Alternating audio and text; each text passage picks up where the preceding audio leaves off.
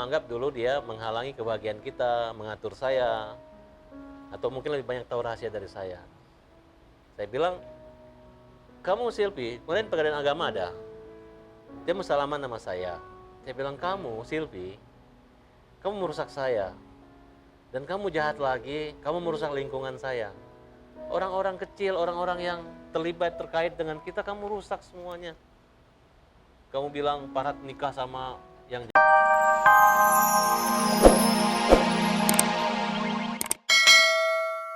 Tuhan, masa Farhad Abbas bisa menghalangi rezeki dia? Tujuannya hanya ingin mempermalukan saya di muka orang. Kemudian habis itu dia bilang, udah dapat gambarnya. Udah kita laporkan ke polisi juga persoalan ini. Jadi ini memang pertemuan bersama Arya di Kalibata ya? Ya, memang dia sengaja dengan teman perempuannya. Iya. Ya, kenapa dia marah-marah saya?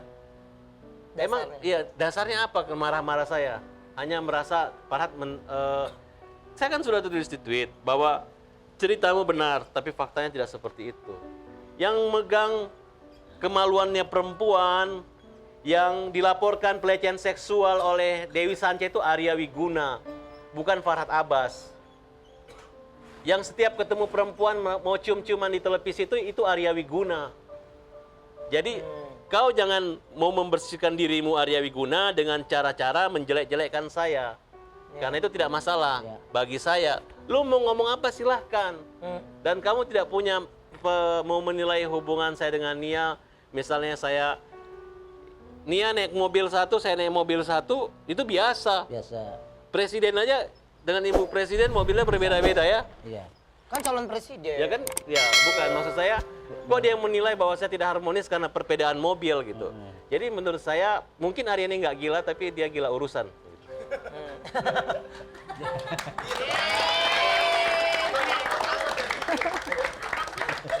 Kenapa? Telat ya ketawa ya? Iya, telat. Memang begitu. Enggak, berarti gue ngomongnya kecepatan ya? Enggak. Diulangi ya. Mungkin Arya Wiguna nggak gila, tapi dia gila urusan. Yang jelas. Hei, lu bikin malu gue. Sampai bintang tamu nyuruh 2 kali.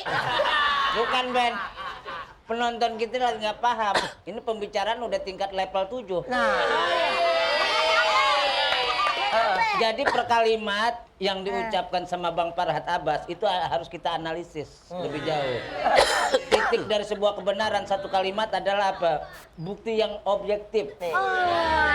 Coba kalau diulang 2 kali kalimatnya dia masih bisa ngulang. Ya begitu Bang ya. Jadi itu di maaf. masyarakat dia merekayasa kalimat-kalimat, dia melihat. Kita melihara. Kalau kita kembali ke cerita pewayangan, ini tokoh Sangkuni. Interupsi Pak, Bapak ini ngobrol atau ngomong? Ini ngomong. Dia lagi gerendang. Apa? Jadi jawabannya udah ada. Mungkin Regina gimana? Masalah Arya, Regina coba. Masalah Arya teh. Ya, kalau masalah... Karena ini kan terlalu skeptis banget nih menilai Regina. Dia kan ini. minta sebuah bocor saya tidak berselingkuh dengan Regina. Ya sebenarnya saya kaget juga ya. Satu, saya tidak mengenal secara langsung. Iya. Kedua, saya juga tidak pernah bertemu secara langsung gitu ya. Kok bisa-bisanya dia menilai saya seperti dia tahu saya 24 jam tuh saya ngapain aja gitu. Makanya saya pikir nih orang kayaknya ya kalau dibilang gila takutnya salah ya. Cuman dia bisa diartikan sendiri gitu ya. Dia bisa menilai saya dari A sampai Z. Padahal saya sekalipun ketemu juga belum pernah. Ketemu langsung pun kita baru lihat dari media aja gitu. Tapi dia bisa-bisanya bilang saya ini dan itulah gitu. Makanya saya pikir nggak perlu diladenin lagi lah orang seperti ini gitu. Oke, baik. Nah, sekarang kita ngobrol sama Mbak Regina ya.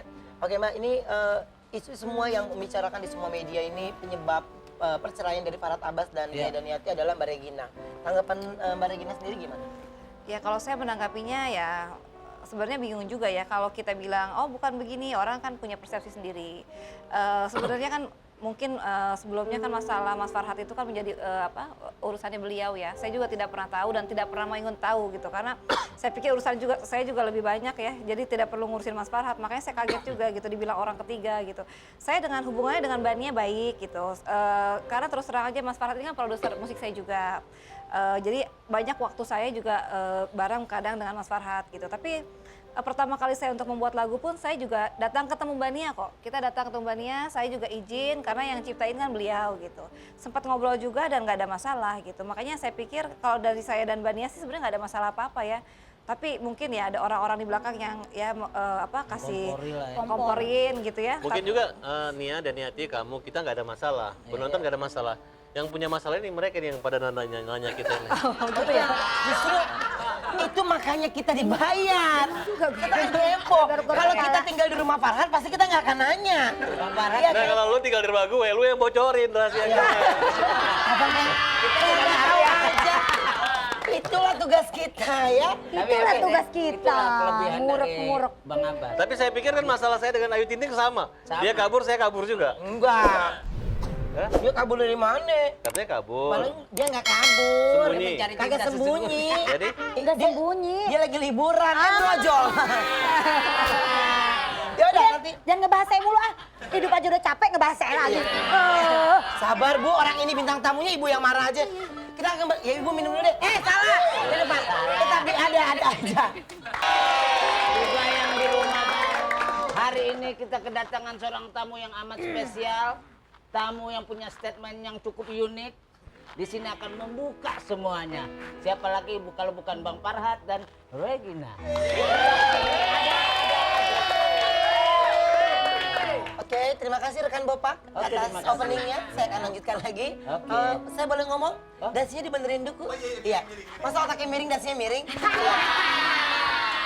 Kekuatannya yang lebih Iya. karena nyangkut di sini tadi. Oke, baiklah. Bajunya Sekarang aja kita, berantakan sesuai sama hidup ya berantakan.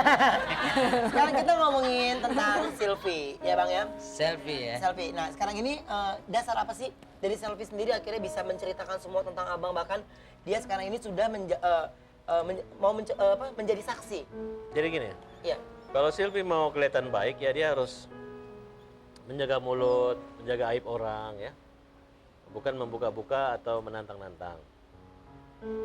Kalau ngaku orang dekat, teman dekat, ya kita harus berpikir positif gitu. Tapi terlepas dari Silvi mau ngomong baik, ngomong buruk, saya bicara sama istri saya. Ya. Saya bilang begini, itu orang yang kamu benci dulu. Yang kamu anggap saya terlalu percaya dan selalu saya dekat. Ya, kalau sudah begitu ya, kamu harus netral dong. Jangan kau gunakan mereka, mulut mereka sebagai alat untuk menghantam saya. Kalau kamu anggap dulu dia menghalangi kebahagiaan kita, mengatur saya, atau mungkin lebih banyak tahu rahasia dari saya. Saya bilang, kamu Silvi, kemarin pengadilan agama ada. Dia mau salaman sama saya. Saya bilang, kamu Silvi, kamu merusak saya. Dan kamu jahat lagi, kamu merusak lingkungan saya. Orang-orang kecil, orang-orang yang terlibat terkait dengan kita, kamu rusak semuanya. Kamu bilang Farhat nikah sama yang jaga villa. Orang yang nggak ada apa-apa dengan saya tiba-tiba digosipkan, apa kepuasanmu? Seandainya pun saya punya istri, saya punya pacar, loh kenapa kamu ribut-ribut? Nah, akhirnya kan terbongkar juga aib ketika kamu misalnya bersuami dua, ya kan? Iya. Itu kan benar Silvi. Kamu mau sumpah pocong paling kamu mati kok kalau berbohong. Atau kalau saya bohong matiin saya aja deh, nggak apa-apa, Tuhan cabut nyawa saya kalau saya berbohong. Yang Bang Farhat tahu tentang Silvi itu yang seperti apa sih? Ya, saya sudah nggak mau lagi bicara tentang mereka. Bagi saya mereka ini sebenarnya orang baik dulu. Ya.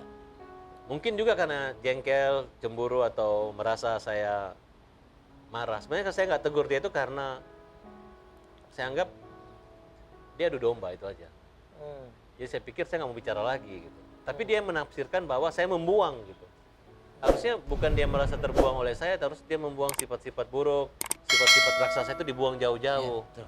Bagaimana mau jadi wakil rakyat, bagaimana mau jadi paranormal kalau tidak punya jiwa hati tulus yang baik. Oh, Silvi mau jadi paranormal? Ya, dulu kan rencana mau dipromosikan sebagai paranormal. Tapi karena keburu jadi petinju, dia marah gitu. Kenapa kerja di Farhat kok jadi petinju? Nah, dia kan pengen ngetop. Salah Jalan link. satu-satunya ingin ngetop itu adalah mengaku mau bertinju dengan Ahmad Dhani. Begitu dia udah ngomong siap lawan tinju, tiba-tiba dia tidak nongol alasan sakit karena malu. Iya. Tapi setelah KPI menutup perseteruan saya dan Ahmad Dhani, tidak boleh masuk televisi, datang dia. Saya ingin bertinju. Oh nggak bisa lagi sih, udah nggak dibolehkan sama KPI.